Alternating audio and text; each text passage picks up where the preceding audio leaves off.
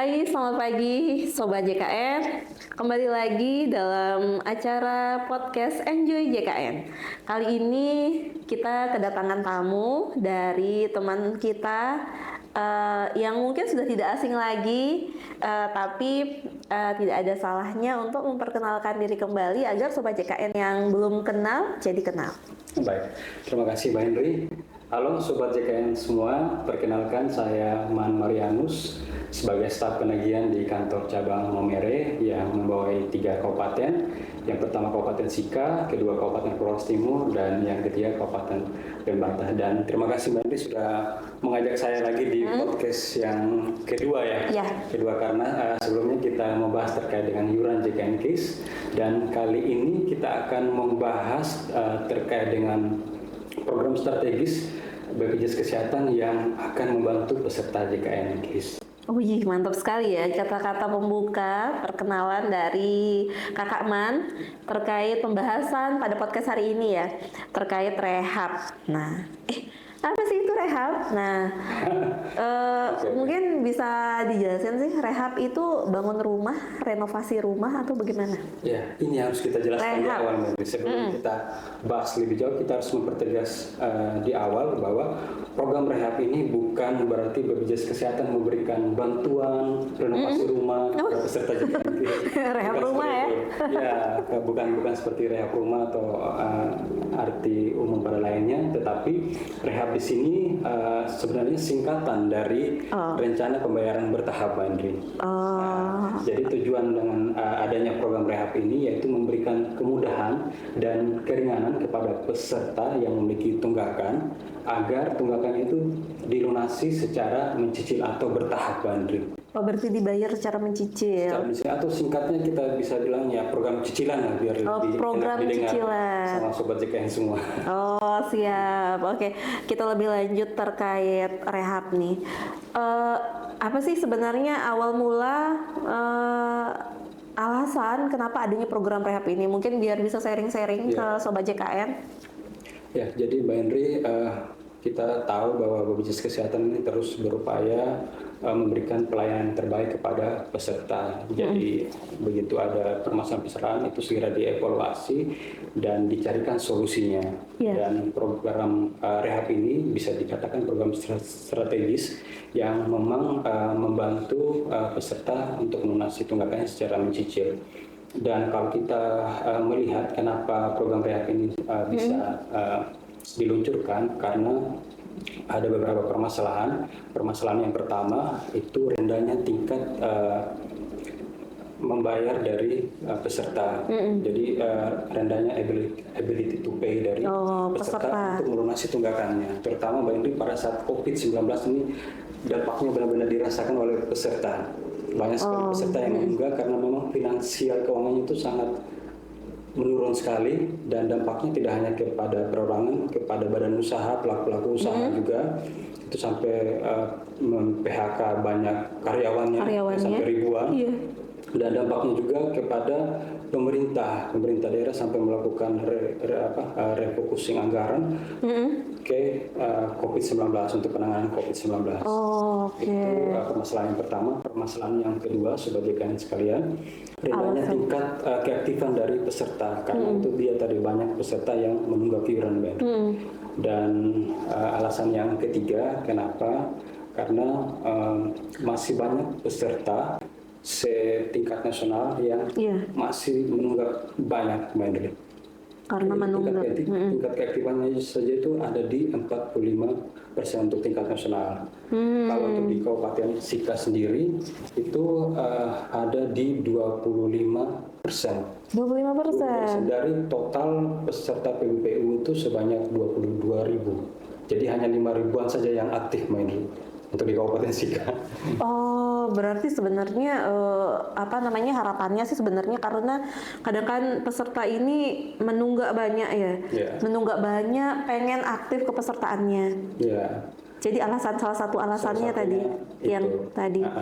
Jadi kalau kita breakdown lagi ke Kabupaten Flores Timur, ini juga masih sangat rendah tingkat keaktifannya, yaitu sebesar 21%. dan di Kabupaten Kalibata hanya 22%. Jadi masih jauh sekali, dan masih juga terdapat peserta PBPU yang sudah beralih segmen tapi masih memiliki tunggakan, Mbak Hendri. Oh, jadi dia sudah sebenarnya dari peserta mandiri, terus dia sekarang sudah bekerja misalnya. Sudah bekerja, Dia pada saat sudah tanggung perusahaannya. Tapi pada saat dia peserta mandiri itu memiliki tunggakan berarti Masih kan? ada tunggakan tapi dialihkan ke misalnya ke PNS daerah atau PP3K, tapi masih menyisakan tunggakan. Oh, oke. Tunggakan ini kan tidak bisa diputihkan, tetap menjadi kewajiban dari peserta untuk melakukan pelunasan. Nah, itu dia tadi, sehingga diharapkan dengan adanya program ini kepesertaan dari peserta mandiri atau yang sudah ya lebih tepatnya peserta mandiri, agar kepesertaannya itu bisa aktif kembali dan mereka bisa mengakses pelayanan kesehatan. Oh, siap. Berarti semua ini sebenarnya solusi yang tepat sebenarnya buat peserta, kepentingan peserta agar kepesertaannya aktif, Bisa aktif kembali. dan mudah mengakses layanan kesehatan tadi ya. Nah, terus kalau terkait program rehab ini, siapa saja sih yang boleh daftar program rehab? Jadi program rehab ini itu sasarannya ada dua sebenarnya, Bang. Kalau kita lihat dari permasalahan tadi sebenarnya sudah ketahuan nih sasarannya siapa saja. Sasaran yang pertama itu peserta PBPU yang menunggak iuran 4 sampai dengan 24 bulan. 4 sampai 24 bulan. Sasaran yang kedua itu peserta mandiri atau peserta PBPU yang sudah beralih segmen, Oh, iya. masih memiliki tunggakan. Nah, kita akan bahas satu-satu nih syarat-syaratnya apa saja. Nah, untuk peserta yang pertama, peserta PBPU yang beralih segmen 4 sampai dengan 24 bulan, itu maksimal periode tahapan pembayarannya itu di 12 bulan, Mbak Indri. Ya. Nah, jadi di BPJS Kesehatan kita menagih atau mencatat tunggakan itu paling banyak 24. Sehingga setengah dari 24 itu di 12. Sehingga maksimal periode tahapan pembayaran untuk peserta PBPU itu di 12 tahapan. 12 tahapan. Atau setengah dari jumlah bulan menunggaknya. Kalau bulan menunggaknya 10 berarti maksimalnya di 5 tahapan. 5 tahapan. Nah, kemudian untuk peserta PBPU yang sudah beralih segmen dan masih memiliki tunggakan, di sini minimal 2 bulan menunggak saja sudah bisa mengikuti program rehab, Pak Indra. Oh, berarti 2 bulan menunggak Sudah itu bisa ikut rehab. Sudah bisa ikut rehab. Oh, Dan minimal cicilannya itu di 1 bulan atau minimal 35.000 setiap bulannya. Minimal cicilannya. Minimal. Dan maksimal periode cicilannya itu lebih besar lagi, di 36 bulan atau 36 tahapan. Jadi diberikan kelonggaran seluas-luasnya agar peserta yang sudah beralih tadi ini tetap care dengan tunggakannya lunasi tunggakannya. Udah benar-benar dipermudah ya. Maksudnya dipermudah. Sekali, ya. Karena PBPU yang sudah beralih segmen ini kan misalnya beralih segmen ke PNS daerah statusnya memang sudah aktif, Mandri. Beda dengan yang PBPU tadi. Iya, karena nggak aktif kan. Kalau ini sudah aktif untuk melunasi tunggakannya dia. Biar lebih meringankan kepada peserta PBPU yang sudah beralih segmen tadi, dibukalah seluas-luasnya cicil sampai 36 bulan, karena cicil lama pun dia tidak berpengaruh, tidak berpengaruh ya, tetap aktif, sehingga diberikan seluas-luasnya maksimal periode tahapan pembayaran itu di 36 bulan. Oh iya, luar biasa ya berarti ya. Ini benar-benar program yang sangat membantu terkait karena dulu sebelum ada program rehab ini banyak peserta yang kalau ditanya, Ibu ini, aduh berapa tunggakan saya sekian, bisa tidak kita cicil?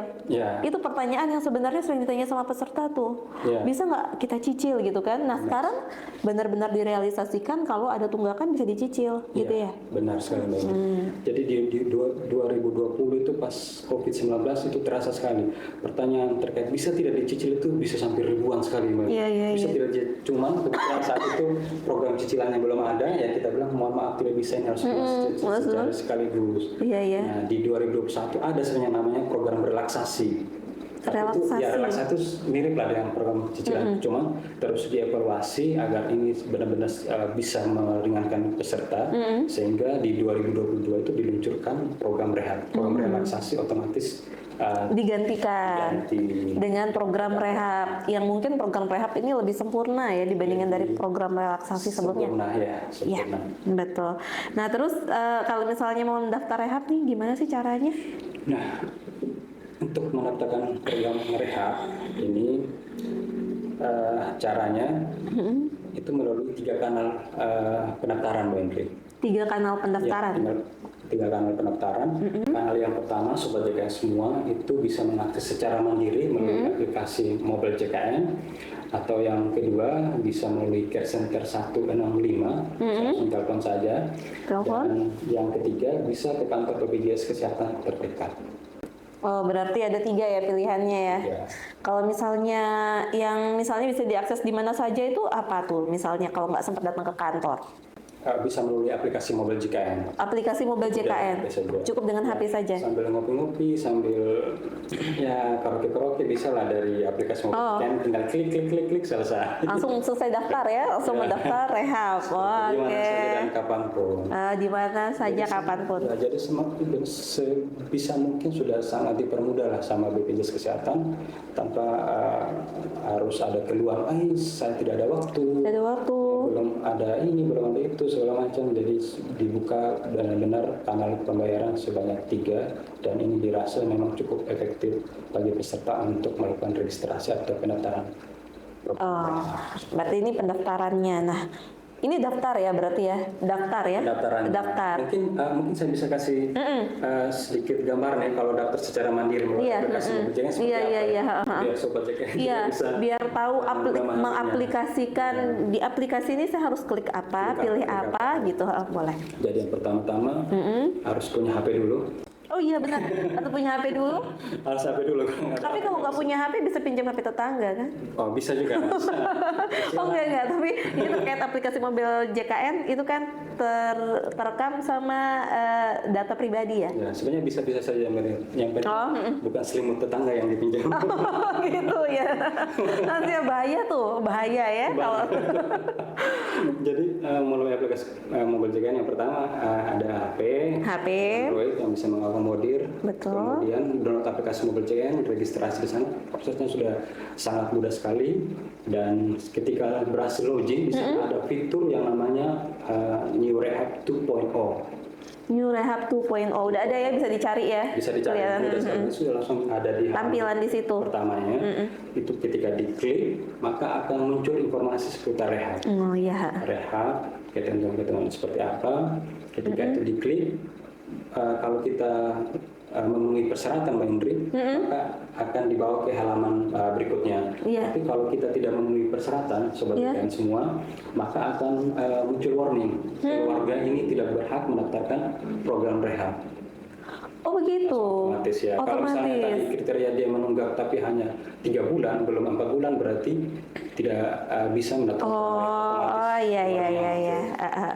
Tapi katakanlah ini berhasil ya. Ini berhasil. Masuk ke halaman berikutnya itu berisi informasi tunggakan dari Sobat JKN semua. Tunggakannya berapa, ya bulan menunggaknya berapa. Kemudian ketika itu diklik nanti akan masuk ke halaman simulasi. Kita bisa di sana bisa pilih berapa tahapan pembayarannya, 2 bulan, 3 bulan kah, atau 4 bulan. Seperti itu tergantung nanti dari jumlah bulan menunggaknya. Kemudian nanti ketika itu diklik setuju segala macam, nanti akan muncul simulasi bulan ini harus bayar berapa, bulan depan harus bayar berapa. Seperti itu. Dan ketika itu sudah diklik setuju syarat dan ketentuan segala macam, maka prosesnya sudah selesai. Pendaftarannya selesai tuh. Cukup selesai. Berarti sudah daftar rehab, mudah sekali ya. Nah sudah daftar. Terus kalau udah daftar, saya sudah daftar rehab nih. Lewat mobil JKN. Sudah selesai proses daftarnya, kita ke proses pembayaran. Kalau saya mau bayar itu bagaimana ya?